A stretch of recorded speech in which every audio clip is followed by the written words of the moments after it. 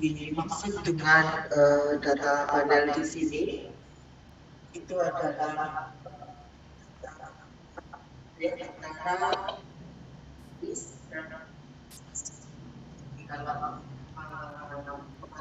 kita tulis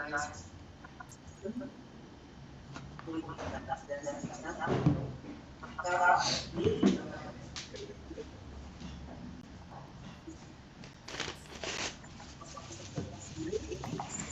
Bu, mohon maaf, sekali suaranya tidak terdengar, Bu.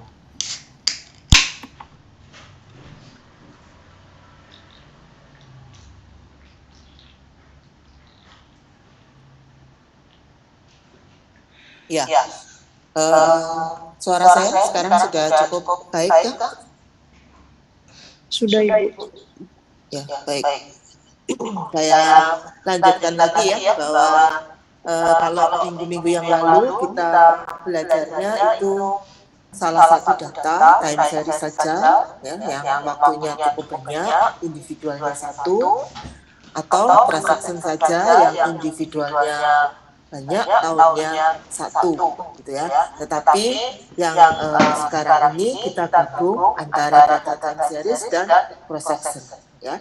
Jadi time series itu waktunya banyak, cross sectionnya juga banyak ya. Jadi cross sectionnya itu bisa individual, bisa negara ya, bisa provinsi atau bisa perusahaan ya, atau apapun gitu ya, biasanya juga rumah tangga seperti itu yang kita gabungkan ya. Jadi di sini data panel itu bisa data level mikro atau form level data gitu ya.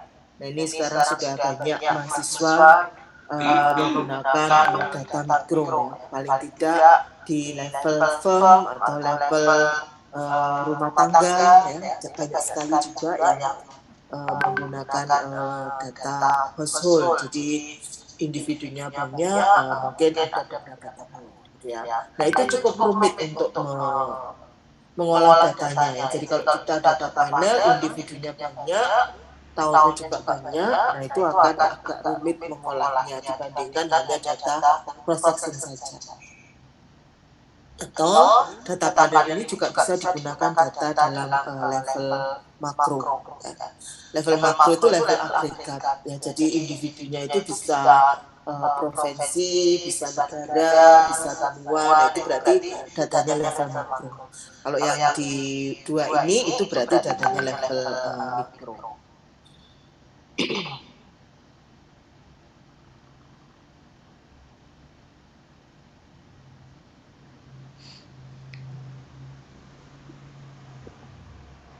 Ya ini ada beberapa keuntungan dari data panel ya, karena data panel ini jumlahnya cukup banyak, itu menguntungkan bagi peneliti. Di samping itu penggunaan data panel itu datanya tidak harus lengkap ya. Kalau datanya lengkap kita sebut dengan balance panel. Kalau data kita nggak lengkap, misalnya ada yang bolong beberapa waktu, maka itu kita sebut dengan unbalanced panel gitu ya. Jadi data lengkap bisa digunakan, caranya sama ya, metodenya, tahap-tahapannya itu adalah sama. Jadi ini keuntungan kalau kita menggunakan regresi data panel. Kadang-kadang di titik-titik tertentu datanya ada yang bolong atau yang hilang gitu ya. Bukan hilang, memang tidak ada atau pada saat survei itu tidak dimasukkan atau seperti apa. Nah, dengan menggunakan data panel itu memungkinkan data yang tidak ada itu bisa kita antisipasi ya dengan metode yang sama.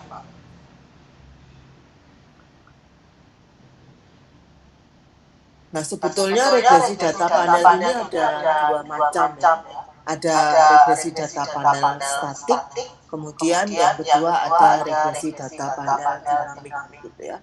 Nah regresi data panel statik itu modelnya ada tiga, model PLS yang biasanya kita sebut dengan model PLS. Model PLS itu sama dengan OLS gitu ya, sama dengan OLS. Kemudian ada model random effect dan fake effect. ya. Jadi biasanya ini kita singkat dengan random effect, ini kita singkat dengan quick effect model. Nanti kita akan memilih mana model yang bagus dengan uji statistik ya. Jadi ada uji statistik untuk memilih ketiga model ini. Ya, itu yang model statik. Kemudian data panel ini juga berkembang, gitu ya, dikembangkan ada yang dinamik, gitu ya. Dinamik berarti kalau dinamik itu ada perbedaan waktu, gitu ya, ada perbedaan waktu. Jadi kalau kita yang di atas itu statik itu gampang dilihat dari ciri modelnya, gitu ya. YIT sama dengan misalnya alpha 0 plus alpha 1 x1 IT plus alpha 2 x2 IT plus UIT. Nah, ini waktunya sama. Nah, itu ciri persamaan kalau menggunakan waktu yang sama, T. Nah, itu berarti persamaannya statik. Tetapi kalau di dalam persamaannya itu ada perbedaan waktu, maka ini kita menggunakan persamaan dinamis. Jadi cirinya kalau misalnya suatu persamaan itu misalnya di sini ada YIT, misalnya sama dengan alpha 0 plus alpha 1, atau di sini saya tulis beta 1 saja. Beta 1 Y I T min 1. Nah, ini yang menunjukkan bahwa ini adalah persamaan dinamis. Kemudian di sini tetap alpha 1 x1 IT plus alpha 2 x2 IT plus UIT. Nah, begitu di dalam persamaan itu ada T yang berbeda dengan T, gitu ya. Ada T min 1, T min 2, T min 3, dan seterusnya. Berarti itu kita katakan persamaannya adalah persamaan dinamis. Nah, persamaan dinamis tadi cukup mudah, cirinya ditandai dengan adanya perbedaan waktu. Nah, ini kemudian ada dua macam di persamaan dinamik ini, ada long run, ada short run, ya.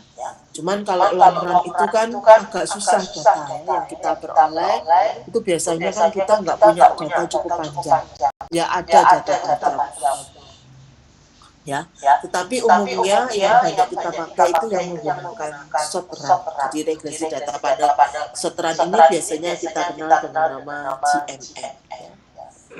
General Moment of Method, gitu ya. Jadi ini yang banyak kita gunakan kalau Anda baca artikel metodenya GMM, berarti itu adalah regresi data panel statik, gitu ya. Tetapi banyak econometrician atau statistician itu dia tidak suka menggunakan metode GMM, ya, karena metode GMM itu dia bilang tidak stabil. Nah, kenapa tidak stabil? Karena kalau komen dalam sintak itu kita rubah, itu hasilnya bisa berubah.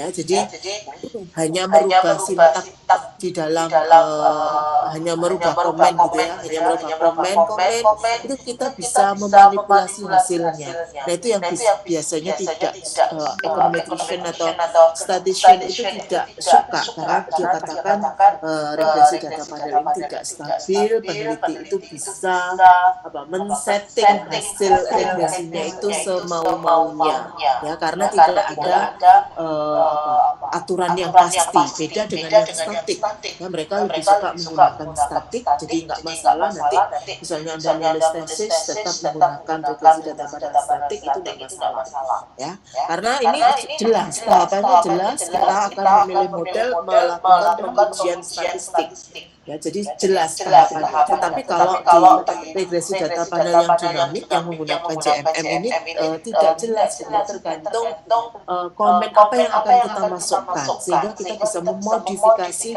hasil daripada regresi panel dinamis di sini.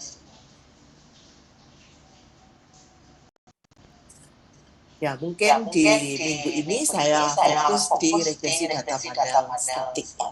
Mungkin minggu depan baru saya fokus ke regresi data panel dinamis. Ibu izin bertanya. Bu, kalau mau pakai regresi data panel itu ada minimal variabelnya atau minimal sampelnya, Bu? Kalau variabel itu nggak ada, tidak ada apa minimalnya ya. Jadi variabel itu bisa cuma dua saja ya, misalnya Y sama dengan alfa 0 plus alfa 1 X plus U gitu ya. Nah, tetapi ya kalau untuk tesis, kalau modelnya sederhana cuma regresi data panel statik ya jangan satu gitu ya, jangan satu lah nggak ditambahi. Tapi bukan berarti tidak boleh.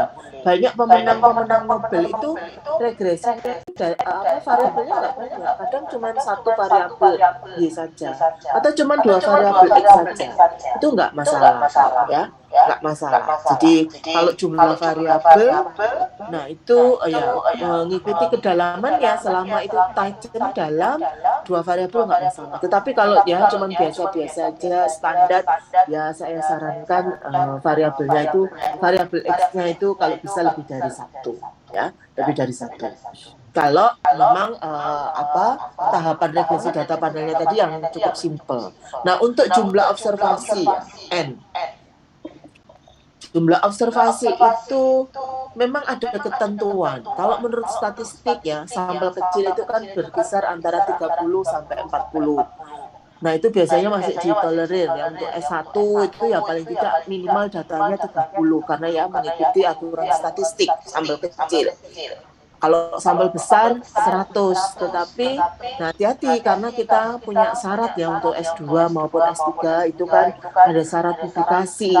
Nah, publikasi itu kalau Anda menentukan jumlah sampel, ya, kalau ini misalnya melakukan survei menggunakan data primer, itu kan ada aturan-aturan statistik ya. Kalau kita misalnya menggunakan alfa 10%, itu kira-kira datanya sekitar 100 ya, tergantung jumlah populasinya. Jadi berkisar antara 100 sama dengan aturan statistik tadi. Kalau kita menggunakan alfa 5% ya itu sekitar 400. Nah, kalau kita menggunakan alfa 1% itu sekitar 800-an observasi. Ya, kita ikuti aja aturan statistik untuk jumlah observasi. Tetapi kalau jumlah variabel itu tidak ada aturannya di dalam statistik. Ya, itu yang bisa saya informasikan. Tetapi kalau syaratnya ekonometri saja, ini bukan syaratnya publikasi, bukan syaratnya tesis ya. Syaratnya ekonometri itu selama jumlah variabelnya itu lebih besar dari jumlah observasinya. Maaf, jumlah observasinya itu harus lebih besar dari jumlah variabelnya. Ya, jadi kalau di sini kan variabelnya Y sama X, variabelnya kan 2, maka N-nya itu boleh 3 ya, tetapi kan ini tidak dilakukan di tesis ya. Tapi kalau aturan ekonometri itu syaratnya cuma jumlah observasi sama lebih besar daripada jumlah variabelnya. Nah, begitu aja. Mungkin itu yang bisa saya sampaikan. Mungkin ada lagi yang ingin ditanyakan? Makasih penjelasannya Bu. Kalau misalnya dari tahunnya ada minimal tahunnya nggak Bu? Misalnya mau time series gitu. Ya, kalau time series itu kan berarti waktunya banyak ya Mbak ya. Waktunya banyak, apalagi kalau time series itu kan pasti persamaannya dinamis. Ada banyak lag-nya di situ, ada perbedaan waktu itu banyak. Sehingga datanya nanti banyak yang hilang. Nah, biasanya ya kalau untuk time series itu disyaratkannya itu minimal datanya yang pakai sampel besarnya di 100. Gitu. Sebaiknya ya silakan. Misalnya kita mau mengolah data Susenas gitu misalnya ya Bu.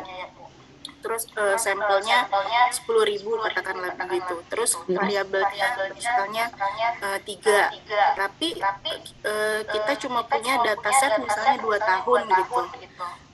Pakai panel itu bisa nggak Bu? Ya, kalau jangan 2 tahun gitu ya, biasanya sih minimalnya itu 5 tahun ya umumnya. Kalau cuma 2 tahun ya mending pakai cross section aja, pilih salah satu tahun. Jadi saya sarankan kan jarang ya, memang tidak ada aturan ya. Kalau panel yang ada aturannya itu panel dinamis. Kalau panel dinamis itu waktunya T-nya itu kurang dari 10 ya. T-nya kurang dari 10 tahun. Kalau panel yang short run ya, ini panel dinamis yang short run JMM itu T-nya kurang dari 10. Kalau T-nya lebih dari 20 itu disarankan menggunakan panel long run, lebih dari 20. Ya, tetapi yang di tengah-tengah ini memang nggak ada konsepnya ya, landasannya itu nggak ada. Jadi ya kalau misalnya kita punya data 15 tahun mending dipotong ya, kita datanya sih biasanya 7 tahun ya. Yang umum itu 7 tahun, itu umum ya.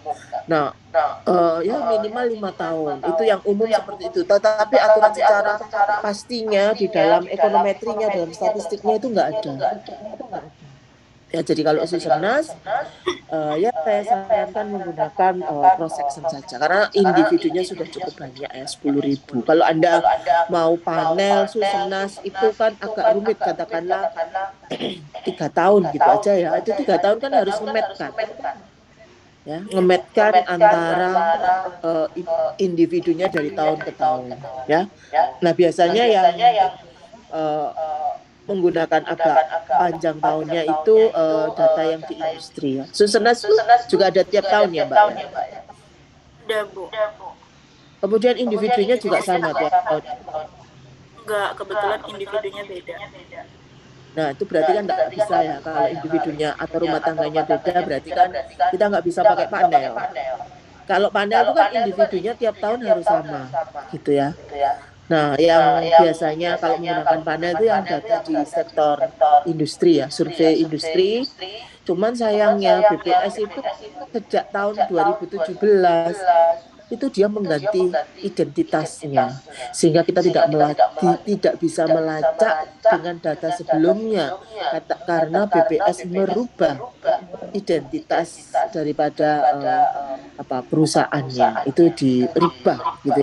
Jadi itu sebetulnya ya merugikan ya bagi akademisi ataupun peneliti ya. Kita sekarang tidak bisa lagi melacak data itu ke belakang ya. Berarti kan startnya baru tahun 2017 ya. Mungkin data terbaru mungkin tahun 2020. Jadi ya karena batasan data kita bisa menggunakan 4 tahun. Kemudian lagi ISIC-nya itu mulai tahun 2017 juga dikurangi, yang dipublish itu hanya 2 digit ya, padahal sebelumnya dia mempublish sampai 5 digit. Nah itu ya kan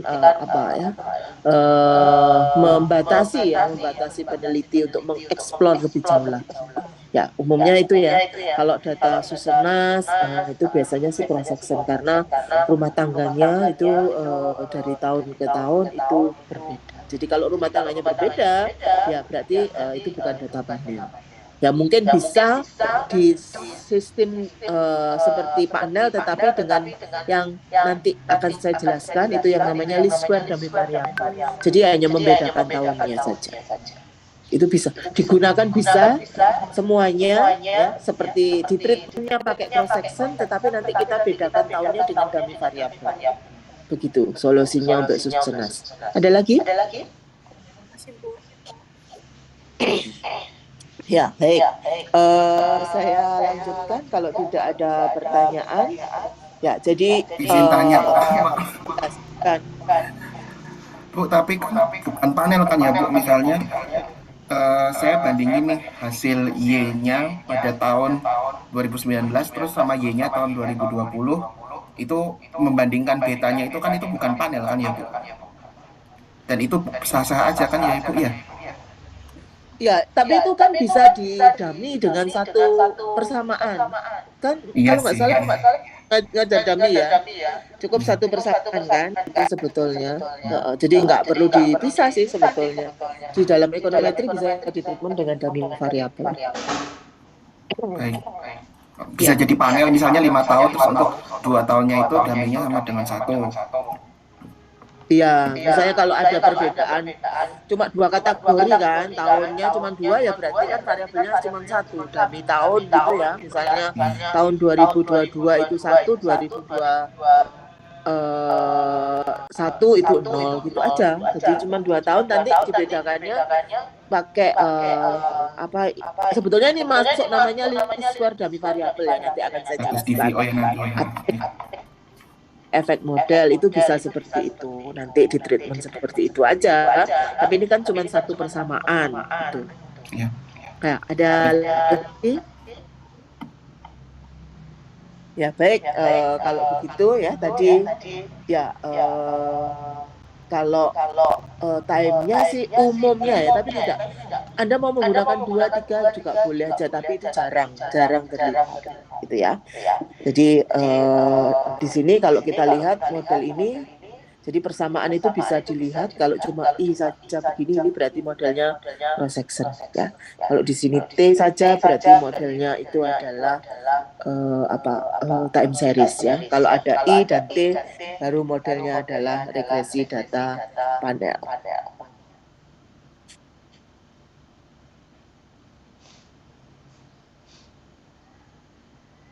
Ya, ini model regresi data panel ya. Dicirikan di sini. Ya, ini ada IT di sini. Ini menunjukkan bahwa I-nya itu adalah cross section-nya, T-nya itu adalah series-nya. Nah, kalau regresi data panel itu concern kita itu kita lihat di sini, di intercept-nya. Ya, nanti yang menjadi concern itu di intercept-nya. Ya, jadi kalau sebetulnya perbedaan intercept itu kan bisa seperti ini kan, kalau menggunakan dummy variabel pada variabel itu kita membedakan intercept-nya. Bisa jadi seperti itu, tetapi kita juga bisa membedakan slope-nya. Berarti dummy variabelnya dikalikan dengan variabel bebasnya seperti itu. Nah, nanti kita akan melihat ya. Jadi kalau misalnya ya kita punya 5 perusahaan ya, misalnya 5 perusahaan kemudian ada 20 tahun ya, 20 tahun 5 perusahaan kan data kita 100. Nah, kita bisa treatment dalam satu persamaan atau tidak. Mungkin sebentar saya lihat di PPT saya ini ada nggak gambarnya.